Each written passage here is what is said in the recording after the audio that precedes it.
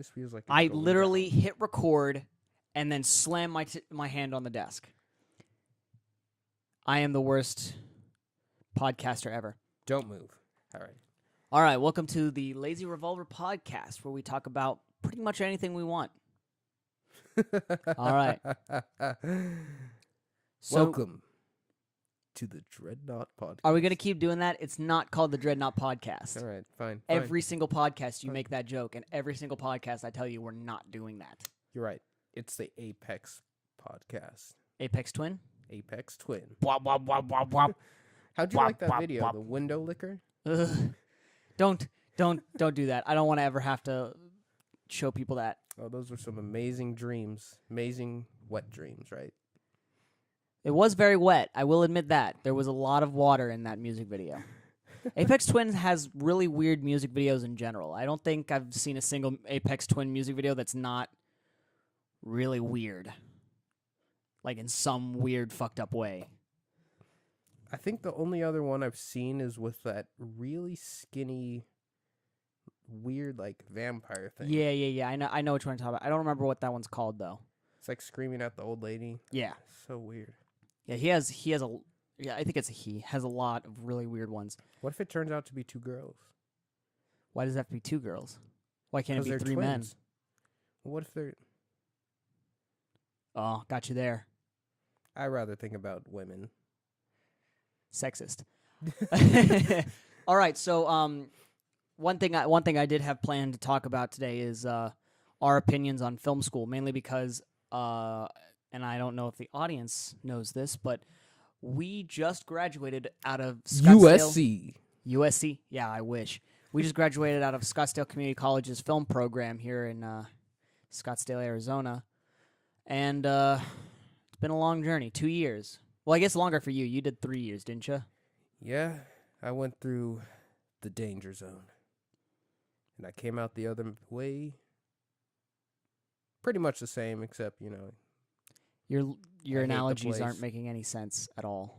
all that needs to matter is that, is danger zone. Okay, fair enough. But I mean, what did you think? What are your ideas on how, like, did you think it was a waste of time? Did you like it? I mean, a lot of students think their time at school is a waste of time, but looking back on it, what did you think? To be honest, I feel the first 2 years were pretty good.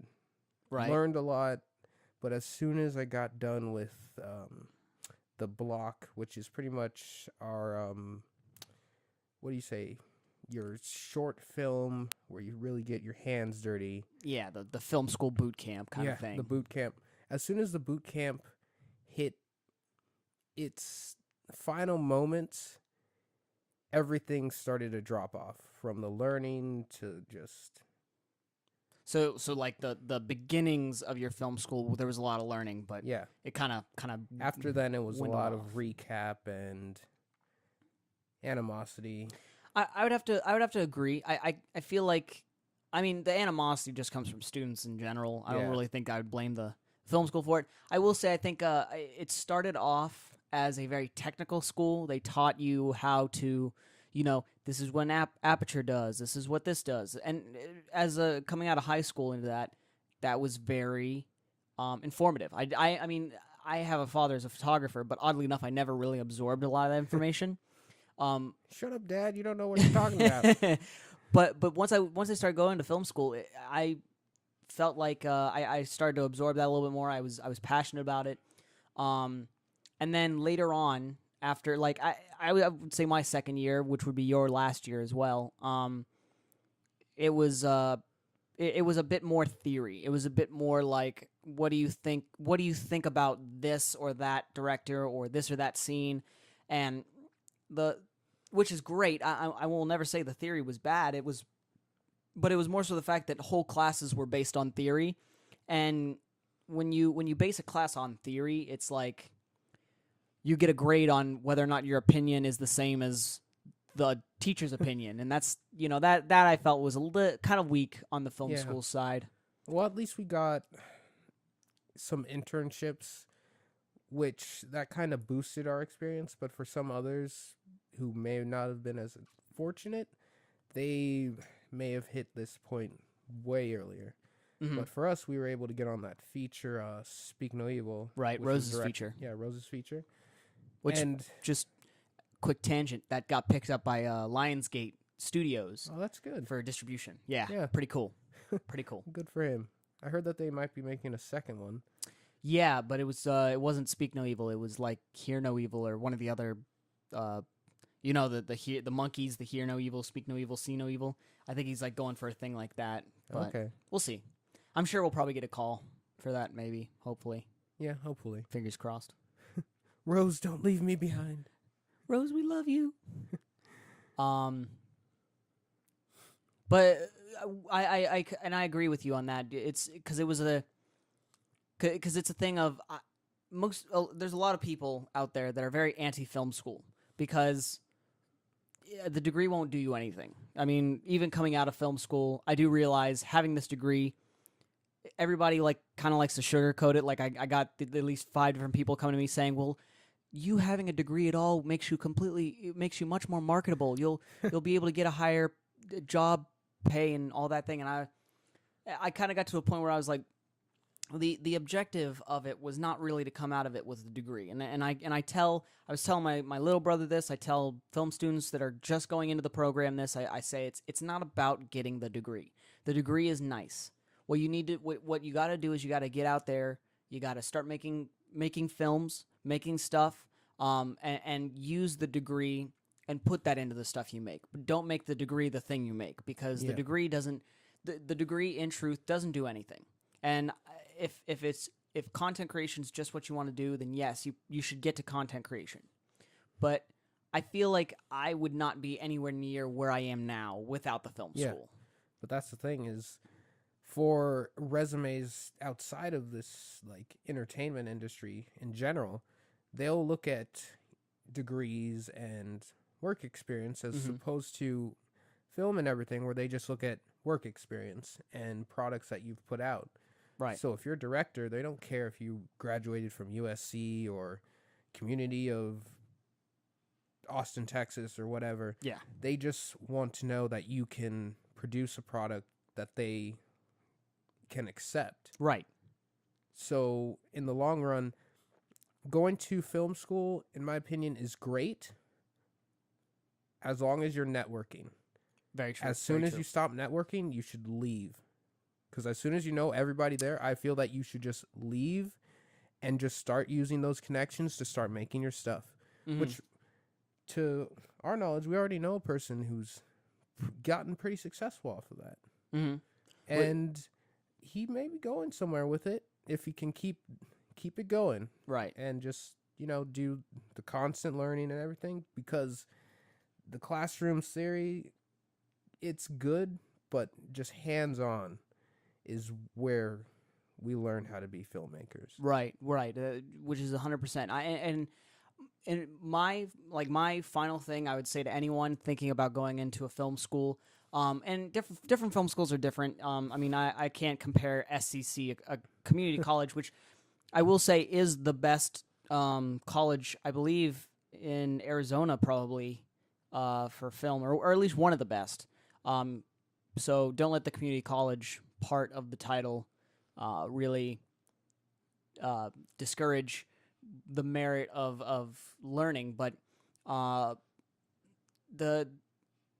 whole idea of film school is, I would tell anybody, is I wouldn't recommend going full time. I felt like for me, I went full time straight out of high school, and I just didn't have time for 2 years. Like I didn't have time to do anything, make anything. I had big ideas, and it became a thing of, I was working on other projects. I was keeping myself busy. I was learning all that stuff. But when it came to making things and to creating and being a director and a writer and a creator, I didn't feel like I got that as much. And I think that's a little bit because I went full time. I went like I was going to school immediately and then work immediately after. So what I would recommend for most people is, if you want to get a film degree, more power to you. I think you should. I personally think you should maybe try doing a part-time film student job, a part-time work job if you have one or if you need one, and then that last part-time just making content, getting it out there. You can usually most classes they'll sign you off to get school equipment to make content. And if you go out and you make content in the time that you wouldn't be, watching a movie or surfing Facebook or something, you'll learn way more on that movie than you probably would sitting there watching someone else make a movie, kind of thing. So Yeah. I recommend people go to film schools. I think it's a really good place to if you don't know where to start. I think that was my biggest thing is the film industry. I didn't understand it, didn't know it, didn't get it. I was like, where do I start? Well, the best way to start, in my opinion, is at a film school. It's a great leaping point.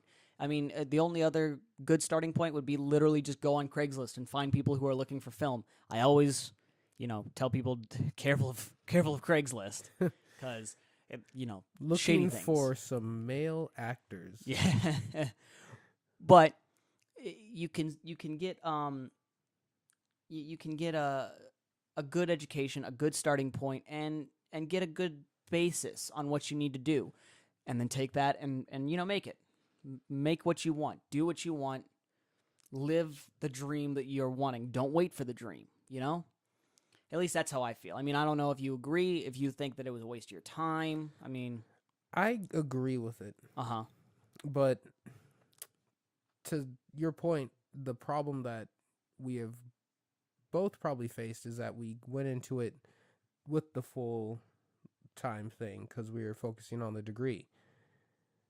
Which, if it was part-time, we would have been able to focus on creating our content, learning more. We would have been able to actually do the ideas that we're having in class, opposed to either being always at work, in class, or on someone else's shoot, where we ended up not really doing what we wanted, but learning how to basically be below the line and working for other people's products. Okay. That we were fair enough not as passionate about, which somewhat is the drawback to the, I guess, film school. But as long as you can keep in mind that you're going to make your own stuff, I feel that film school is going to be good for you. Well, now you're touching on something that's a little bit of a personal philosophy of myself. That I personally feel like you even as a director, even as a writer, even as somebody who wants to be as you say, above the line. For those of you who don't know, above the lines, like I believe it's producer, director, I think writers there, and cinematographer. Yep. Yeah. Which it's kind of iffy on cinematographer because some shoots it's all he's above the line, and some shoots it's all he's kind of below. I kind of just put it on the line because I don't know how people feel about it. Right, and basically the creative heads of any project. Yeah. But I will say there's a level of doing all the footwork and all the below the line jobs before you immediately jump into it. Like, I know a lot of directors, they go straight into I'm a director, and I find those directors usually are the ones that ask for the impossible, and they don't understand how to tailor a vision to what they have and what they can do. Yeah. And they usually end up being more like, and they're usually the ones by the end of a project that are like, it didn't come out the way I want, and they start pointing fingers at all the below the line people. Yeah. And it's a thing of, I would always recommend people work every position, every job, understand how that position is seen, how that position works, and how, I mean, even basic knowledge and terminology can increase the respect of your crew in their eyes. Yeah. And just for when it comes to creativity, I feel like as soon as you get above the line, everyone should have at least been in all the below the line positions, so that you're not running up to a grip or something, or your VFX artist or someone, and you're all, I need this ridiculous thing, and then the person's all, what?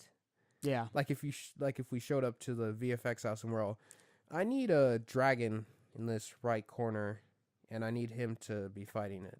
And can I have that by this Yeah. this afternoon? And can you get this into proper exposure? I know it was blown out on set, but we can fix it in post. Yeah. Oh, that's Yeah. always the worst offender is when directors start saying we'll fix it in post. Oh, Without you know it's knowing ruined. what you can fix in post, because they Yep. feel like it's just magic. Yes, we can fix a lot of things in post. Yes. Technology. Post is a last resort. Yeah. Well, If you can fix it on set, you should probably always fix it on set. well, the one thing I will say, just to that, it's not always the last resort, but it's a thing of if you plan on having visual effects or any kind of post messing around, playing with, which, by the way, this goes into maybe doing some visual effects even as a director, because then you can kind of you can visualize things in a technical mindset as Yeah. well as a creative, but And a little bit understand the money that's going behind all the time and labor. Right. But there's a project I'm actually working on. I'm currently doing where they filmed it, they looked at it afterwards, and they're like, that doesn't look good, and they kind of came to me, said, hey, could you just fix this? And I asked them, I was like, how do you want me to fix this? And they said, oh, could you try this, and this?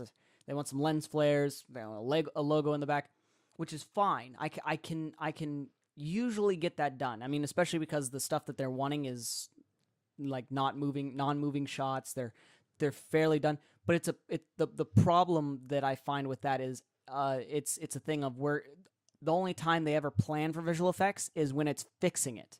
They Yeah. never plan for visual effects like the way that you should plan for visual effects. In It's like pre-production, basically. yeah, exactly. You say, here's this shot right here has visual effects in it, and you know that when you're writing the script, when you're filming it, and when you're doing it, and you film it so that it's easy to do the visual effects. A lot of times I'll get Yeah. footage that's like somebody who with epilepsy holding a camera and they're shaking around everywhere, and then they're like, "Can you can track this, right?" It's No. cinematic. We want that shaky cam. Yeah. You know, we saw Elysium. Yeah, but it's like, can you fix this? And they have no idea the technical aspect of what it takes to track things. So I'm usually just going in blind a lot of times, trying to fix a shot Yeah. or track something, because they don't research and learn the stuff that they're doing. They just kind of say, "Oh, he'll fix it." And the problem with that is when you say, "Oh, he'll fix it," when he can't fix it because you've given him bad footage or you've asked for something impossible from your grip and electric team Yeah. or something like that, you immediately go, well, it's their fault then. My vision is perfect. My vision is fine. It's their fault, but it's not. It's your fault. It's just you're pointing fingers, and it creates a toxic environment that's never a good thing. And that's why I knowing Yeah. these things and researching before you go into them is always better Yeah. than just going in blind. Yeah. Just Put in the time, kids. put in the some time for pre-production, because you never want to be caught on set with your pants down and just going, it must be this guy's fault. Yeah. Because all you're going to do is just show that you are not only learning, but you are the type of person that can never take responsibility Yeah. when you're basically caught with your pants down. Yeah. It just, in general, I think pre-production will always save you and always have backups, because there's been too many times where someone's all, yeah, plan this Right. the day of, oh my God, guys, so we're missing the grip truck. We don't have a location. Let's just film at my house. Yeah. And then you suddenly turn a really cool what could be a really cool product into a really easy product, and usually when it looks easy, it also looks cheap. And It looks cheap and it won't come out to your vision at all. yeah, and I mean there's a level to be said about cheap. I watch things that look and I use air quotes when I say cheap, because it does look easy. It looks homemade. It looks everything, but there's a little bit of it looks like they put effort into it. They just don't know how to make it nice. That's one thing. It's a whole nother thing when they say, we're going to make the next blockbuster with, a little handy cam, no lighting, and script writing that really honestly looks like he didn't give it to anybody to read over it at all. And it looks like you didn't put any time and effort into what essentially should be your baby. Your film is your creation, your baby. Just like an artist who paints, that painting is theirs. The film is not only yours but everybody else who helped you make it. It becomes a thing of you need to treat this like it's your painting, your drawing, your child. You know, it's an extension of you. You gotta push past. I'm moving away from the mic as I'm talking. You gotta push past the standard thing of everybody thinks every filmmaker is next year's Hollywood director, because that's what I feel like everyone talks about. They don't ever talk about, I want to make something that's good, that will drive an emotion. Yeah. Everybody thinks it's going to be something bigger. I'm going to make money, and I'm going to get noticed.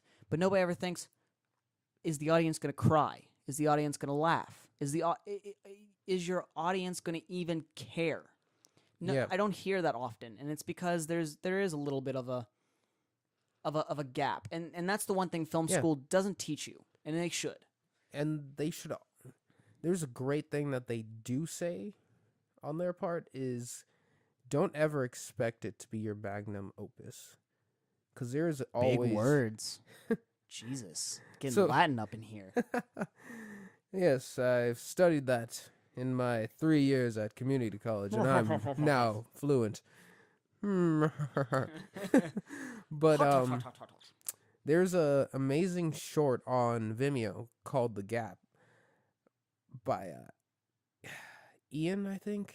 I think you showed me this. Yeah, and it basically goes through, and it's like an inspirational video, which basically tells you that for most people, there's a gap of like around 4 years from what they want their vision to come out as and what it actually comes out as. Right.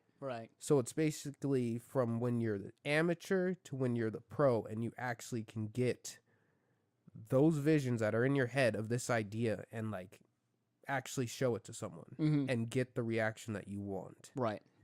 So coming out of like film school and everything, even that 2 years down, right? Yeah. hopefully 2 years, but even then it's not the amount of time that you've spent in film school that's contributing to the gap. Right. It's all the content that you've made on your own. Yeah. That No, is- totally. Yeah. Totally. But the funny thing they don't say in that video is how the gap, even though yes it's 4 years, Yeah. it will be significantly longer if you don't actually make things. Like you can Yeah. just say, well, I got this idea, I'll just write it for 4 years and then it'll be good, right? Nope. No, that's not what that means. It's you have to make it like beginning, middle, end. That's the big thing. Yeah. Is a lot of people will just like write a script and hope somebody finds it. I mean, Yeah. which is fine. That's how scriptwriters work. But it's like people will make one script and it's like that's it.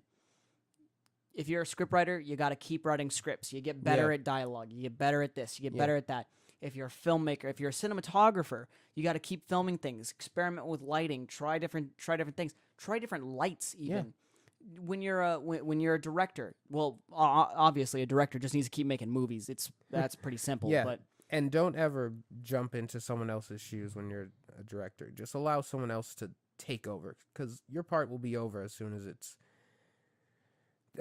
going to distribution and everything. Just let it just divorce the idea. well, Let someone else care about it, because you need to be going towards something else. You can come back and revisit it, but it's always and like I said, it all. This is a big one. I'm stuttering now, but this is another big one that doesn't really teach you in at least in film school that I found was there are different workflows and methods to different levels of filmmaking. The idea the one that you just brought up is usually for people like kind of like Rose. He's given his film to Lionsgate to distribute. His job now is to move on and start writing pre-production, all of his thing for his next film. Lionsgate will take care of Speak No Evil. They have it.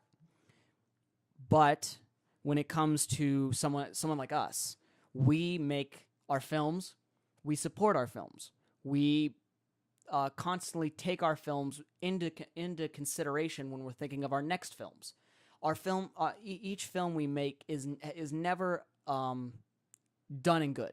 I mean, it is in the fact of once it's uploaded, once you've been like, here world, here's my film, Yeah. it's done.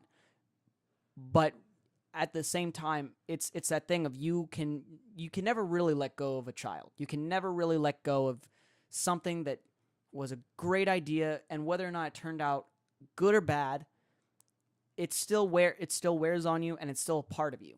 So as a director, you can't. It doesn't always work as just divorce it. You're always going to be worried about it. Is it doing good? Is it doing bad? Is it this or that? Yeah. What you can do is try to numb yourself to it a little bit. Yeah. Especially if you especially with societies like YouTube where don't read the comments. Yeah, just don't try to go back and send out constant re-edits of something. Yes. That's where it is. You need to be done. You can never be finished, but you need to be done. Like as soon as it's all right, guys, it's the red carpet event. Here's the premiere night of my film. Let it just be that's the final cut. Don't, if you absolutely have to, only do one more cut. Yeah. Well, not even a cut. Just like even if it's like just remaking the sound design or something like that. That's small and little enough. Like I see that a lot with box cuts. They'll do a re-edit or something like that. But yeah, but even then, they have to at some point just stop and be all, we have to release this. Yeah, you move on because it is stopping us from growing. Yeah. Because we're constantly going back and looking at this one idea when we could be working on a different idea that we just got. Yeah. And starting on a clean new slate. It's the same thing as if you have a piece of paper and you're all, this is my one piece of paper, and you write out a ridiculous like story or whatever. Then you start erasing it. And then you keep doing that over and over again. But the issue is, because you're just writing over it over and over again, the paper wears out. Right. And just like an idea, the idea will just wither and die because you won't allow it to just stay. Mm-hmm. Yeah, I agree. And like I said, it all comes to what methodology you have.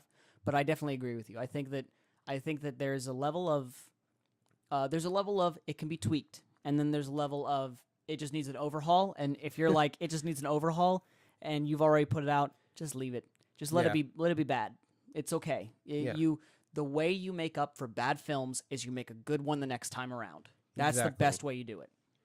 And well, honestly, the best way to get over bad films is to not make them bad films. I mean, are you talking about spoof? Well, no, bad or I'm more talking about like films that when you watch them, you're like, was this supposed to be serious? I can't tell. And it's like when you confuse your audience like that, usually by most people's standards, that's a bad film. I mean, there's some people that enjoy those films. I'm not saying that that's a bad genre or anything, but it's a thing of when it becomes like that, and you're like, well, we messed this up and we messed that up. At some point, it's just like, let it be bad. Maybe even in fact change the way you market it, being like, call it a grindhouse or like one of those comedy movies. Yeah, for instance, Evil Dead, the first one came out and was not at all what they wanted it to be. Right. People tore it apart. But the funny thing was that everyone laughed at it. Right. And they saw that, and they're all, well, I guess this is pretty campy. So for the second one, they played to that. Yep. And now they have this entire like cult classic where it's all, dude, Evil Dead series is amazing. I think it's funny and everyone's all, you bring that up. I just saw that like 2 days ago. Oh, did you see the remake finally? I haven't seen the remake. Oh, you just saw I saw. Yeah, I rewatched the old one. Yeah, that's ridiculous. And wasn't it like it was bad for being a horror movie, but good for being a spoof on horror. Yeah.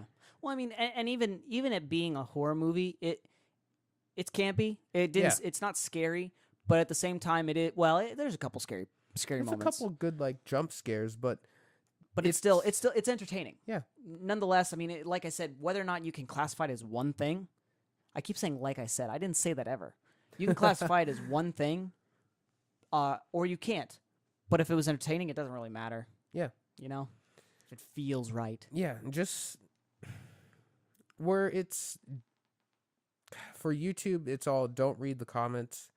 And for that, I will say yes, but also no, because in the instance of like Evil Dead, reading the comments paid off. Right. But where it doesn't pay off is where you get defensive about it and you start like attacking your viewers that are basically talking about how they felt about your movie just because they don't share the same output.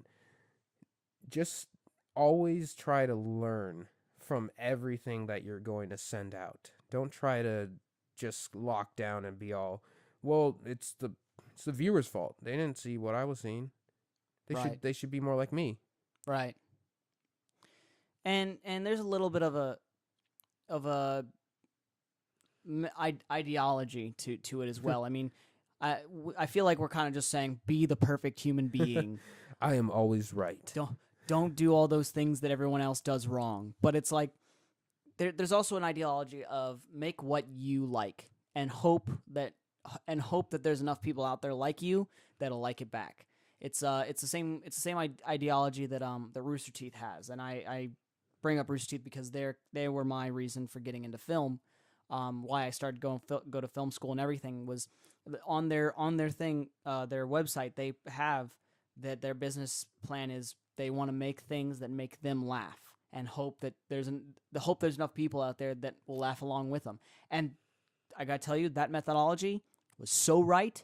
They continue to grow to this day as a production company. I still am a huge fan of them, and it's a thing of that's kind of how it should be as well. Is even though maybe they didn't see it exactly the way you did, you just got to keep making what feels right to you. And while keeping your audience in mind, always keep your audience in mind. But the second you start saying, "Well, I'm just going to make an action film because I hear action films are big now," you're not gonna. It won't feel right, and it won't come out right. Yeah, don't come in mind with the money or the fame in mind, because as soon as you start doing that, you come out with things where it's always, oh well, look at all the explosions.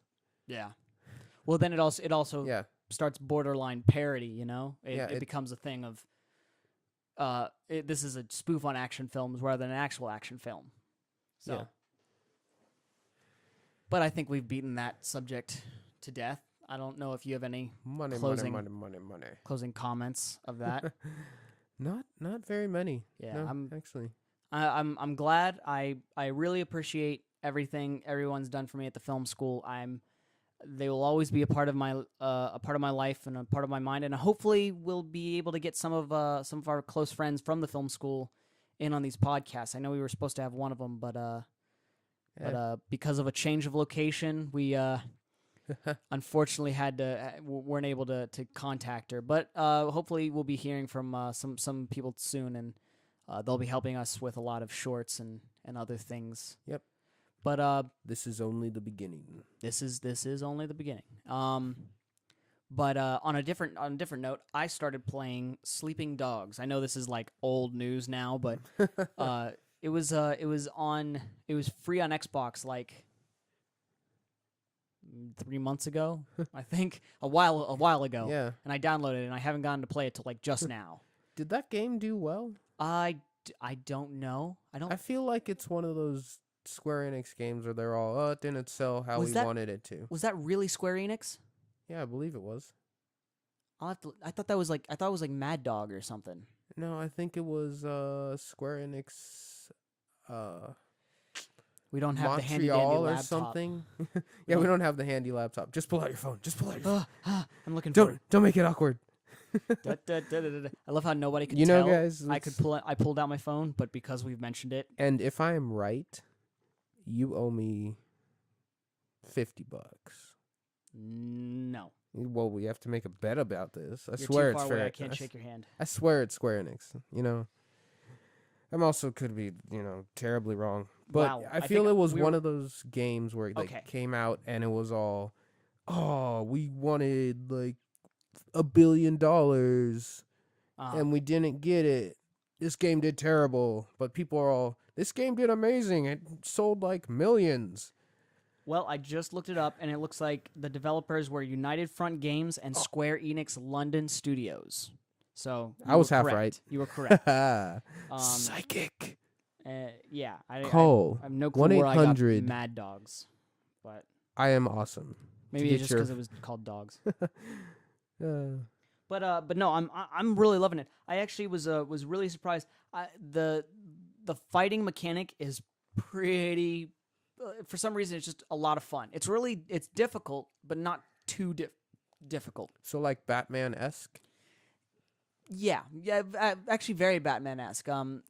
A little bit less automatic targeting like Batman, like how you could press X and it'll like zoom you to each guy.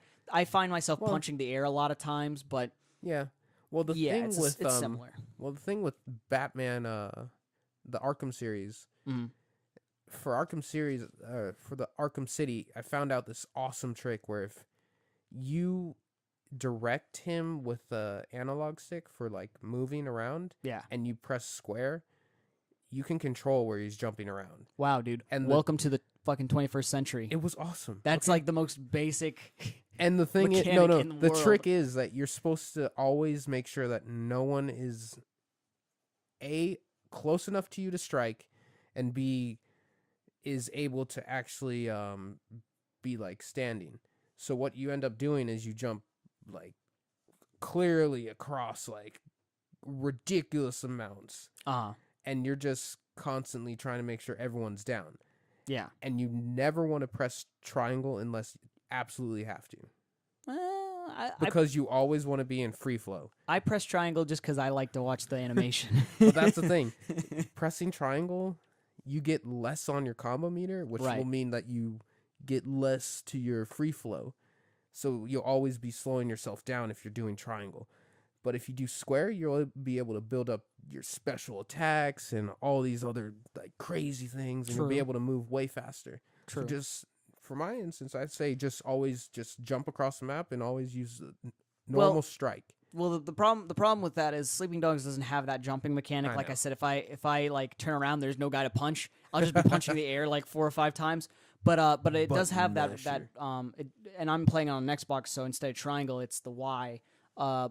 But I press Y and it does have that really cool like kick move. But I thought the reason I think it's really interesting and different.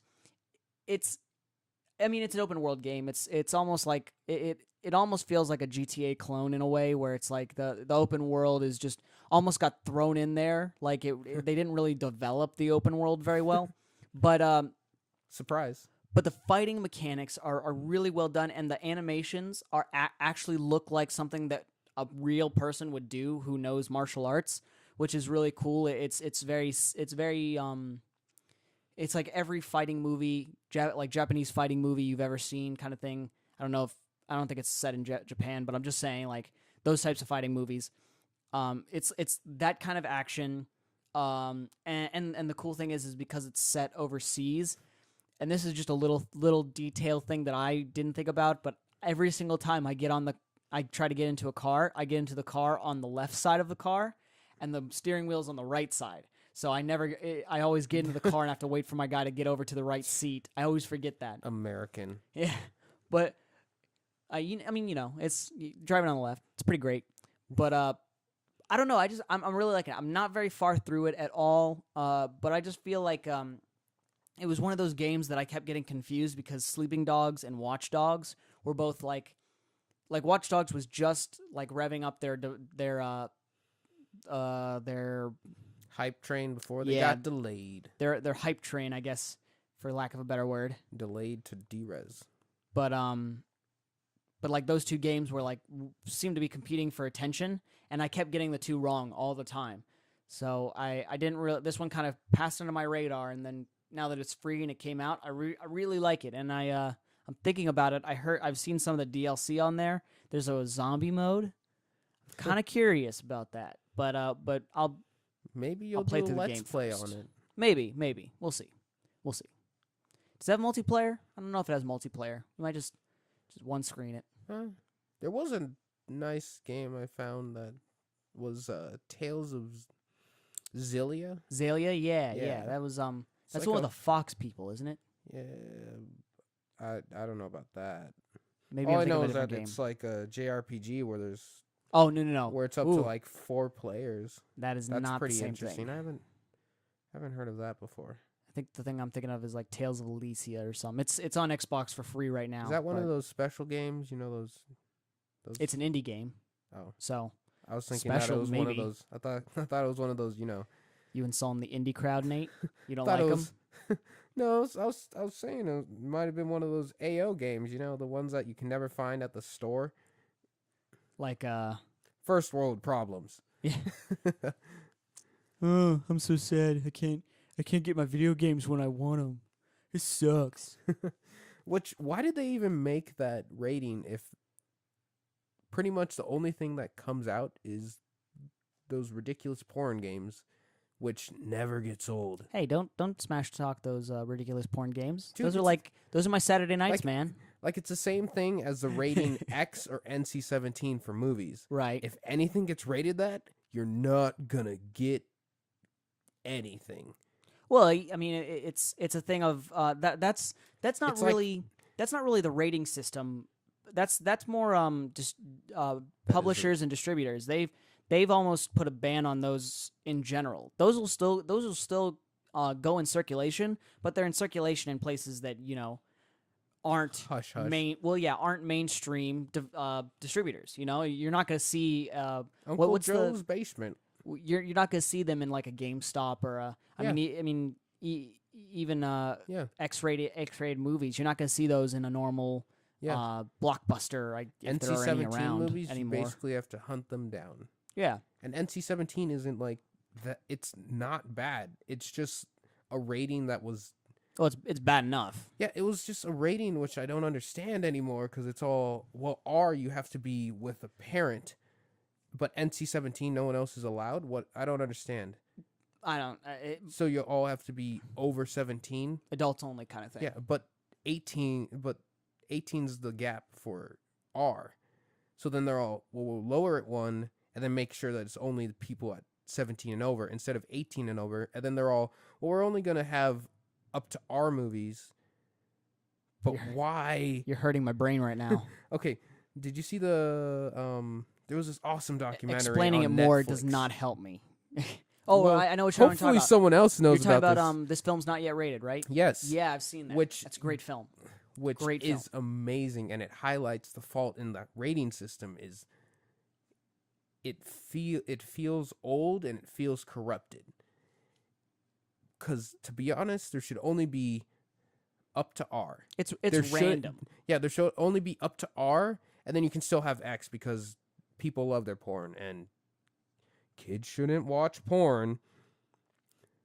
But for NC-17, I feel Why'd they you need point at me to- when you said kids shouldn't watch porn? Because you look like a 12-year-old. Shut up. You know what? But I'll watch all the porn I want. I'll watch it right now on my phone. You ready? Yeah. Okay. You keep talking. I'm gonna watch my porn. Don't you dare pull out some porn right Okay. now. We're in the middle of a podcast. Are you really about to? I'm going. No, maybe. Who are you? But Look away. Look away. Don't look me in the eye. I will stare into your soul. Don't make it awkward. NC-17 to pretty much every filmmaker that's trying to get into like the actual normal distribution of like mass media and everything, Right. and to get into a theater or something, if you hit NC-17, that's the mark of death. Because pretty much the media that you wanted everyone to see and anyone to like really like appreciate it, it's going to have to be the art house, which art houses usually doesn't give you the money that you're looking for, that you ended up spending on to make your feature in the first place. So then it's this thing of as soon as I get this NC-17 rating, I have to recut my entire film to try and get an R rating. I think a bunch of people listening to this podcast totally checked out right now. They're like, "Oh my god, I don't care." Yeah. It is. Let me push up my glasses while Yeah. I go into detail on the space-time continuum. but it is a thing that is a problem. I think it personally does need to get reworked. It's very archaic of a system. Yeah. But right now it's there's nothing really much to do about it. It's so random. The ratings that literally you could probably submit the same film twice and get 2 different ratings. So yeah, you can. it's a thing of whoever happens to be in the room and watches your film is who's going to be the one to judge it, and it could be anything from a liberal that thinks anything should go on the big screen to a nun, to a major conservative that's conservative, right? That's the right word. That thinks that if you even allude to sex, should be banned. Which is so weird because it's all if it's R, and kids can't get in without a parental guardian. Right. The guardian should, one, because they're taking them there, they should know what the movie's gonna have. And if it's an R rating, that's already alluding to there's going to be cussing, there's going to be blood.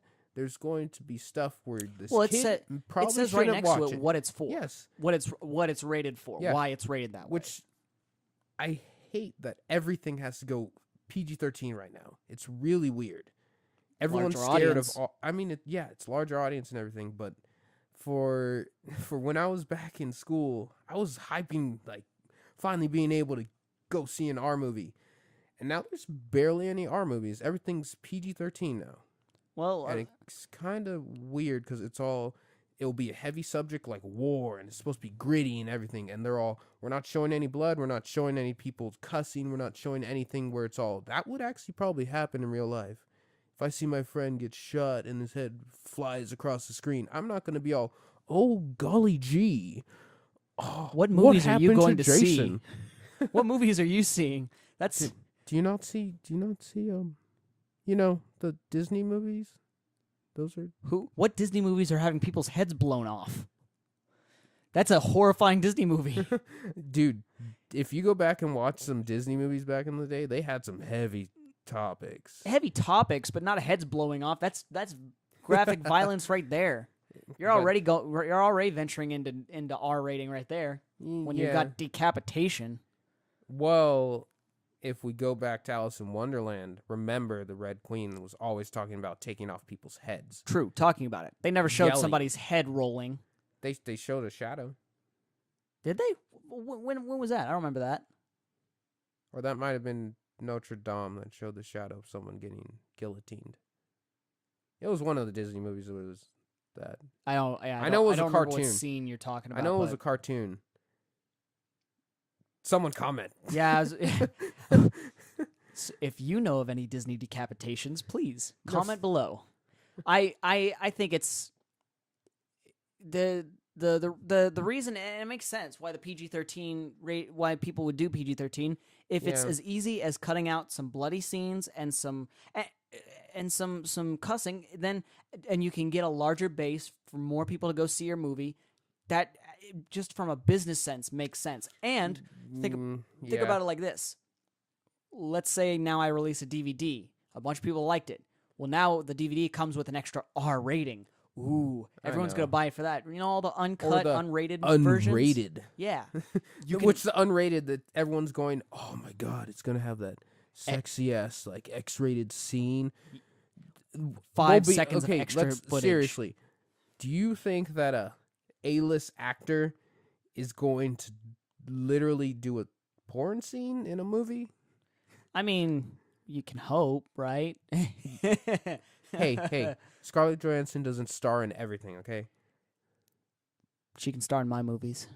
Scarlett Johansson, if you're listening to this, and I know you are, you can go ahead and be in my movies. You do know she has a kid, right? She's still pregnant. She hasn't had the kid yet. Is she? Did you have the kid? Still in her. I didn't know. Listen, I'm not sure. That means that she's still in movies right now, though, isn't she? She's not only claimed, but she is also off the market. That is very true. She's Miss Johansson. I apologize for my betrayals. I know you're very heartbroken by this because obviously she takes my opinion of her very highly. Oh, is that her texting you right now? Just is that why wanted you to keep pulling out your phone? Formally apologize. Listen, Those pictures, they're nice. But Scarlett Johansson, is she still doing movies, or is she taking like a pregnancy hiatus? Because I know that one movie's coming out with her in it. She's most likely gonna. Well, I don't know if she is, but for normally when it comes to pregnancy and everything, everyone does take a hiatus, at least to recover. I kind of hope so. She's been doing a lot of action yeah. movies. I do not want. That'd be pretty hard to do when you're pregnant. Yeah. Well, that's why they're ending up rushing the next Avengers movie because of Rushing her pregnancy. Well, they're rushing her scenes. Oh, okay. Yeah. Well, it seems like you would just want to wait. Or are you talking about how long it takes to recover? Are you talking about Avengers 2 or Avengers 3? Avengers 2. Oh, okay. You can't they got wait like for that. They got like a 20-year. No, because then you have to wait for her to stop showing. No. I get what you're saying to, now. I misunderstood what you meant. Yeah. I thought you were talking about like because like year 20, they're trying to rush those scenes kind of thing. Yeah, no, they're Black Widow. They're probably filming that right now, actually. Maybe that was why. Maybe we can get on set. That'd be pretty awesome. Maybe that was why they were playing up the Captain America and Widow romance and Winter Soldier. Spoiler. Winter Soldier to be like a whole, super baby thing. No, is this just me? There's headcanon. You need to stop thinking about that. I mean, hey, it's good opportunity to have a pregnant Black Widow. Is pregnant Scarlett Johansson playing Black Widow? Right there, boom. I feel like Production there's some design. weird pun with Winter Soldier and Black Widow, but I don't feel like saying it. But anyways, well, I'm glad you took the pregnancy time to thing, tell us. She's most likely going to take a hiatus. I'm sure she is. Yeah. She's been in a lot of movies lately, though. At least from what I've been. Maybe I've just been seeing all of her old stuff, like maybe resurging. But are you like stalking her? Maybe. Oh, okay. I might have a locket with her hair in it, and I might have a shrine in my closet. So that's why your closet's always locked. Allegedly. You say that. Allegedly. That. In general. I really like the Avengers movie. I really Yeah, like Scarlett Johansson. The Avengers movie was great because it was entertaining. Right. I loved it. Right. But then when you go back, you remember that it wasn't really. It was more about like Iron Man's movie. Yeah, but Robert Downey Jr. though is a great Iron Man. Yeah. It's hard to not favor him the most. But to the to the writer / director, story maker, to the writer's point, it is incredibly difficult to focus a movie where you have to usually go on one person's journey on a group. That's true. Because you have to build like rounded characters for everyone, and you have to comment on the cube for everyone, and but they had a ton of canon already to build off of. It's not like they had to build the characters from the ground up. No, but the thing that you have to do is because you have to expect that someone didn't read the comics, because I didn't read the comics. Shame. Oh, I'm sorry that I'm a normal American and I expect normal my American? stuff to be. Get out of here. Marvel is normal American. You communist. I'll go get some McDonald's. Sounds like you're a DC fan. DC communist. What? I actually like DC. I don't know why I said that. You're random. But anyways, with now I lost my train of thought. But back to your point, just because now I'll hijack this conversation. You suck. The well-rounded character. I honestly feel like the Avengers of any movie has probably balanced so many powerful characters very well. I felt like there wasn't, even though there was a lot of Iron Man, it wasn't all Iron Man, and that was really cool. That's as close as we can get with was it 2 hours? It's whatever. Normal movie length. That's the closest you can get with the normal accepted studio movie length. Because to be honest, I like the Hobbit movies, but I really hate that it's ridiculously long and it ends up dragging on with so much. random. Oh, we're now here. Oh, there's this random side character that wasn't in the book that I decided to throw in, and there's this and there's that, and it's he could have focused on the one book and come out with the one movie, and it would have been even better for me. But with the second one, I found myself staring at the screen going, is this over yet? And I hate that feeling when I'm ever in a movie. It was a really weird transition from the Avengers to the Hobbit. Oh, you better keep up. I'm running on some solid state. Drives? No, drugs. Oh, well. Yeah. Once again, why are you not sharing? I think it was the first podcast. You had some drugs. What's up? Why not? Am I left out? Am I like that? I'm that kid in high school. You know, the one that doesn't get invited. I get it. That's cool. Talk to you later. You mean.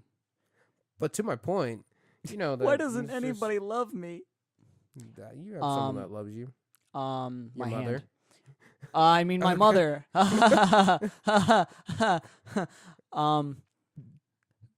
Quickly shuffling away from that subject. That went south really fast. Yeah, her hand went south really fast. Shut up. Shut up. Just gross. Too soon. Unwarranted. But you wanted it. That LD. And welcome back. Welcome back to the nothing. Anyways. Welcome back to the Dreadnought Pod. I mean, shit. Welcome back. Welcome back to the Turn Down for What podcast. Welcome back to the podcast. That's how we need to intro this podcast from now on. Yeah. But, you know, it's all good. I heard. Ooh, here's a. Did you hear about the new Pokemons? The new Pokemon remakes. It was like I forget their names now, but it's the Ruby and Sapphire remakes. Did you hear about those? I don't really play Pokemon, so no. You had no childhood. I had a child. I watched an episode of Pokemon. I like Digimon better.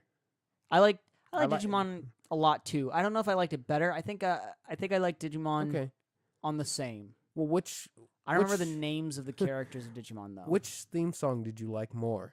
Definitely Digimon. Yeah. Although Pokemon's more catchy. Nah, Pokemon felt for me like the lighthearted, you know. But that's the cool. Let's go follow this boy around who's kind of a annoying little. Careful and now. Then, you know, careful now. And then, you know, Digimon was like, yeah, they're badass. Although Digimon, to Pokemon's defense, Digimon's not still going to this day. So whatever. I mean, and it's because you know what? Good things know when to end. Difference between Dexter and freaking Breaking Bad. Hey, let's see. You are horrible at transitioning from movies. We're talking about kid shows, and now you're talking about adult shows. But there is no comparison between Pokemon and Breaking Bad. They both have what a lesson. What is wrong with you? They both have a lesson for young minds, you know. No, there is no lesson. Yeah, there You're is. wrong. There's always a lesson in a movie. Wrong. TV show, movie, whatever. There's always a lesson. That's the first thing about writing. Bring on the lesson, because we all want to learn. I'm joking. Most people are all cool. Oh, shiny things. So you should write a math equation in every single one of your scripts. Like that's the only learning section. Everything else is completely pointless. But then at the very end of the movie, it's like that would be an amazing spoof for an action movie. 5 times 10 is 50. It's all you random. learn something. Yeah, just tons of random explosions and fight scenes, and they don't even have the same character. And then it's all cuts to a random scene in a like science classroom where it's all. Well, let's learn about the theory of relativity. Coming this fall, mathletes, mathletes, explosions, guns, fighting, hot chicks. Let's reword that. Scarlett Johansson, hot chicks. Scarlett Johansson level hot chicks. More hot chicks. Hot chicks on hot chicks. And explosions. Did I mention explosions? More explosions. Yeah. Mathletes. Coming 2014. That sounds like a terrible movie. I wonder if like I totally was peeking the whole time. Don't worry, we can take that into Pro Tools and do some tweaking and everything. If you take it into the EQ center and do some nice... Boo. Boo. God, that was boring. Hey. Talking about editing. Hey, we all like to learn things, right? Yeah. The spacebar pauses this podcast. You are a nerd. Really? The spacebar pauses this podcast is nerdy? Yes. Of all the things you've said today, I said the nerdy thing. Hey, let's see. Someone on YouTube, do they know what the speed of light is? Yeah, they do. Do they know how fast they have to go to get through the time-space continuum and go back in time? Yes, they do. You're really overestimating the level of knowledge of the internet. I'm just saying. I believe in our people. I believe that someone will create a flux capacitor. Well, I guess that wraps it up. We believe in the internet, except for me. I think the internet's shit. I love you all. Please don't leave me. That's Laser Revolver podcast number. What number is this? 2, 3, 5? This is 27. Well, this is technically 2 because there's a 0 that we have, but which we might not release because someone doesn't want to release. We don't need to talk about that. But anyways, yep. Ducks. All the right. missing episode of Lazy Revolver podcast. Well, we may release it, maybe not. Well, I guess that's a good episode. So tune in next time where we'll talk about dinosaurs. I don't know if that's true. I'm Nate Diesel. And I'm Sage Diesel. That's not my name. I'm Sage Greenwald. That's Bye. a boring name. Bye.